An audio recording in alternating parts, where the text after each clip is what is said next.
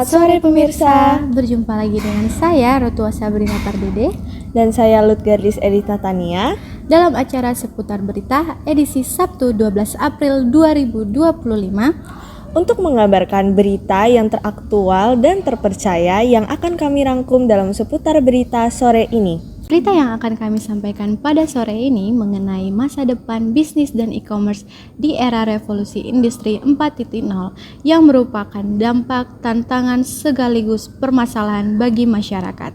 Simak selanjutannya berikut ini. Masa depan bisnis dan e-commerce di era revolusi industri 4.0. Kami akan membagi materi ini menjadi 4 bagian. Yang pertama, problem realistik. Pengertian e-commerce. Electronic commerce atau perdagangan elektronik atau biasa juga disingkat dengan e-commerce adalah sebuah model bisnis atau perdagangan yang dilakukan secara online dengan memanfaatkan internet.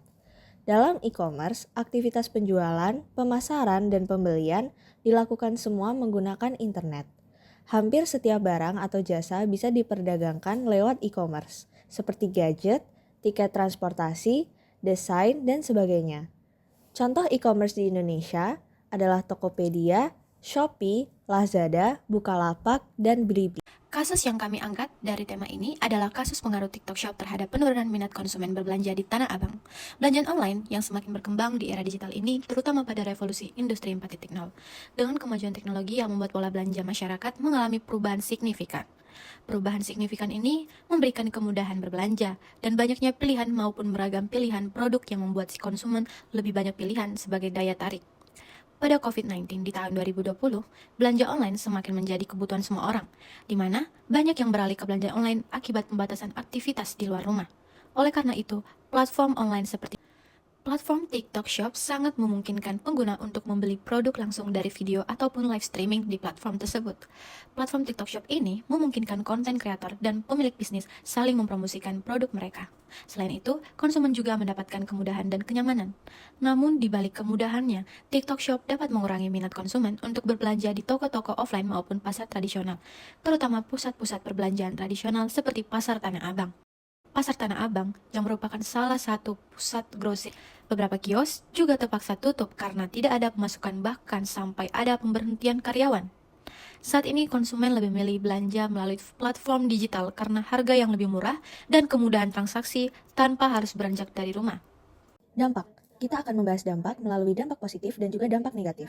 Yang pertama, dampak positif. Dampak positif yang pertama, jangkauan pasar lebih luas. Kedua, meningkatkan pendapatan dan mengurangi risiko biaya-biaya lain. Ketiga, pelayanan lebih maksimal ke konsumen. Keempat, kemudahan dan fleksibilitas belanja. Kelima, peningkatan manajemen supplier. Dampak negatif. Yang pertama, masih rawan penipuan online. Kedua, hilangnya ranah privasi atau pencurian data pribadi. Ketiga, gangguan layanan. Keempat, kehilangan kepercayaan dari konsumen. Ada pula solusi digital yang kami berikan. Yang pertama ialah digitalisasi usaha, di mana bisnis yang awalnya konvensional diubah menjadi digital. Yang kedua, adanya pembayaran digital dan vintage yang mempermudah konsumen untuk melakukan transaksi. Ketiga, manajemen stok dan transaksi otomatis. Yang keempat, adanya pemasaran digital. Yang kelima, adanya layanan pesan antar atau delivery. Keenam, kolaborasi dengan influencer lokal atau mikro. Yang ketujuh, pemberdayaan dan edukasi digital. Masa depan bisnis dan e-commerce. Yang pertama, e-commerce akan terus tumbuh pesat. Kedua, konsumen makin mobile dan cashless. Ketiga, AI dan personalisasi jadi andalan. Keempat, hybrid retail secara online maupun offline. Kelima, logistik cepat dan cerdas. Dan keenam, sustainability dan produk lokal. Ada pula norma masyarakat di era revolusi industri 4.0. Yang pertama, penggunaan teknologi dianggap wajar dan menjadi bagian dari kehidupan sehari-hari. Yang kedua, norma privasi dan keamanan data menjadi sangat penting karena banyak aktivitas yang dilakukan secara digital. Yang ketiga, kolaborasi lintas negara, budaya, dan bidang menjadi lumrah. Yang keempat, budaya berbagi informasi dan inovasi terbuka atau open source makin berkembang. Kelima, fleksibilitas waktu dan tempat kerja dianggap biasa. Yang ketujuh, norma untuk terus belajar dan mengupgrade diri. Lifelong learning menjadi tuntutan sosial. Perilaku masyarakat di era revolusi industri 4.0. Yang pertama, masyarakat cenderung berpikir dan bertindak secara digital, mulai dari komunikasi, transaksi, hingga hiburan. Kedua, mengandalkan teknologi seperti smartphone, cloud storage, dan AI dalam aktivitas harian. Ketiga, orang lebih banyak bekerja secara individual, seperti freelance atau remote, namun tetap terhubung secara online. Keempat, komunitas digital menggantikan interaksi sosial konvensional. Kelima, budaya serba cepat dan instan menjadi hal umum. Keenam, orang makin menghargai solusi yang efisien dan otomatis. Ketujuh, masyarakat cenderung kritis terhadap informasi karena banjirnya hoaks dan konten digital.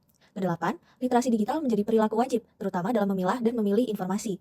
Kesembilan, ketergantungan pada perangkat dan aplikasi meningkat. Dan terakhir, ada potensi ketimpangan digital jika akses ke teknologi tidak merata.